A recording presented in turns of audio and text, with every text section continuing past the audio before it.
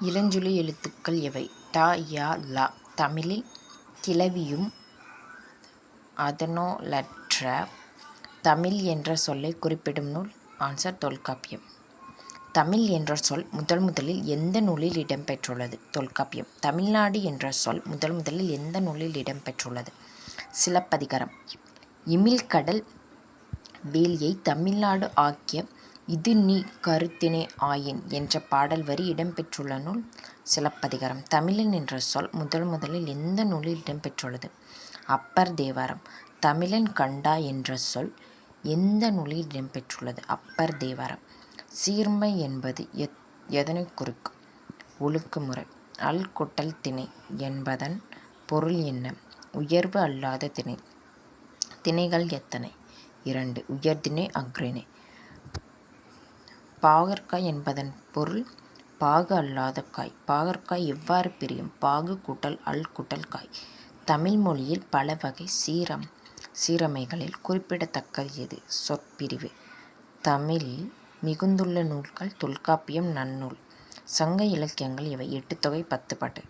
தமிழிலுள்ள அறநூல்கள் எவை? திருக்குறள், நாலடியார். 30 முதல் காய்ப்பது வரை எத்தனை நிலை உண்டு? 7. மா என்ற சொல்லில் பொருள் என்ன? மரம், விலங்கு, பெரிய, திருமகள், அழகு, அறிவு, அழகு, அழைத்தல், துகள், மேன்மை, வாய், வண்டு. பூவின் 7 நிலைகள் என்ன? அரும்பு, மொட்டு, முகை, மலர், அலர், வி, செம்மல். தமிழில் தற்போதைய வளர்ச்சி என்ன? அறிவியல் தமிழ், கணினித் தமிழ்.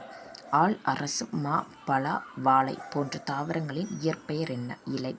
அகத்தி, பாசலை, முருங்கை போன்ற தாவரங்களின் இயற்பெயர் கீரை. அருகு, கோரை போன்ற தாவரங்களின் இயற்பெயர் புல். நெல், வரகு போன்ற தாவரங்களின் இயற்பெயர் தாள். மல்லி செடியின் இலைப்பெயர் என்ன? தழை. சப்பாத்தி, கள்ளித்தாழை போன்ற தாவரங்களின் இயற்பெயர் மடல். கரும்பு, நாணல் போன்ற தாவரங்களின் இயற்பெயர் தோகை. பனை, தென்னை போன்ற மரத்தின் இயற்பெயர் ஓலை. கழுகு மரத்தின் இயற்பெயர் கூந்தல். தமிழ் எண்கள். க. கடலை உருண்டை நெங்கணம் சமைத்து ருசியாக சாப்பிட்டான் என்று அவன் கூறினான்.